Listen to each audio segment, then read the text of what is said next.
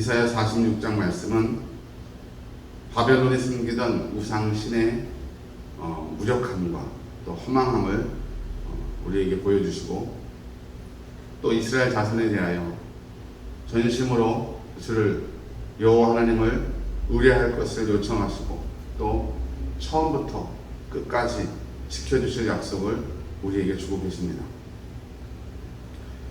1절에 보면 벨은 엎드러졌고 느보는 구부러졌다고 얘기하고 있는데, 이 벨과 느보는 바벨론이 섬기던 신의 이름입니다. 그 바벨론의 왕의 이름을 보면 느보폴라살, 느부갓네살 하고 느보라는 말이 이 앞에 붙잖아요. 이렇게 왕의 이름에도.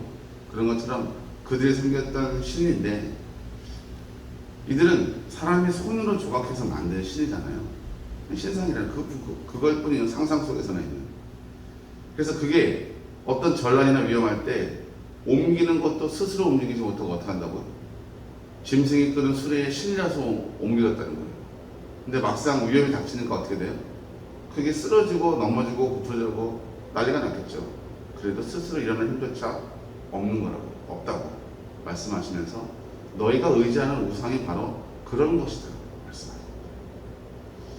이어서 3절부터는 야곱의 집이여 이스라엘의 집이여 부르면서 너희가 민족이 태동될 때 너희 시조를 불러서 이 민족이 이루어지는 이 모든 과정 가운데 내가 함께 있고 내가 너를 지킬 것이다. 우리는 가끔 이런 생각을 합니다. 능력이 부족하기도 하지만 무언가 조금 성장했고 능력이 있고 어떤 지위나 위치가 생겼을 때 마치 처음부터 자기가 거기에 있었던 것처럼 행동하고 말할 때가 있는 거죠.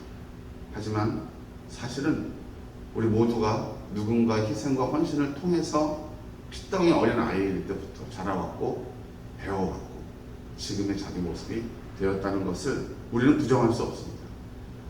하나님이 우리에게 그런 존재라는 거죠.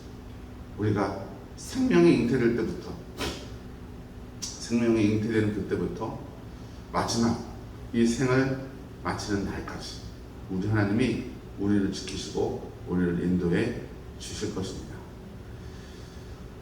여러분도 한번 오늘 말씀처럼 옛 정리를 돌아보시고 기억해 보십시오. 우상이 아니고 살아계셔서 역사하시는 참신은 오직 우리 여호와 하나님 뿐입니다. 우리가 그를 신실한 마음으로 섬기는 방법은 다른 데 있는 것이 아니라 하나님을 진심으로 의뢰하고 다른 하나님 아닌 우상, 그러니까 하나님보다 더 마음 뺏기고 하나님보다 더 우리의 삶의 시간들을 뺏어가는 것들, 지금도 우리는 그런 우상을 만들고 있어요. 그런 우상을 끊어내고 멀리하는 것이 바로 하나님을 바로 섬기는 방법이 되는 것입니다. 11절에 보면 그렇게 우상을 섬겼던 자들, 특별히 바벨론에 대한 심판을 말씀하고 계신데요. 동쪽에서 사나운 날짐승을 부른다고 말씀하세요. 아수르가 먼저 힘을 얻고 세력을 떨쳤고 그 다음에 바벨론, 그 다음에 페르시아입니다. 아수르도 그런 힘을 하나님께서 허락하셨지만 그 힘을 휘두르고 그 힘을 취해버렸어요. 그래서 심판받았습니다. 바벨론도 마찬가지예요. 그래서 이제 페르시아를, 바사왕 고레스를 불러서 심판하시겠다는 거예요. 날짐승 중에 가장 강력한 날짐승이 아마 독수리 아니겠습니까? 이 고레스 왕이 사용하던 그 상징의 그 깃발, 군기가 독수리 형상이었다고 해요. 그런 면에서도 이런 부분들은 성취가 되었다 이렇게 볼 수 있을 것 같고요. 우리도 그렇게 아수르를 바벨론을 통해서 심판하시고 바벨론을 페르시아를 통해서 심판하시고 페르시아도 잘못된 길을 가면 또 다른 나라들을 통해서 심판하신다.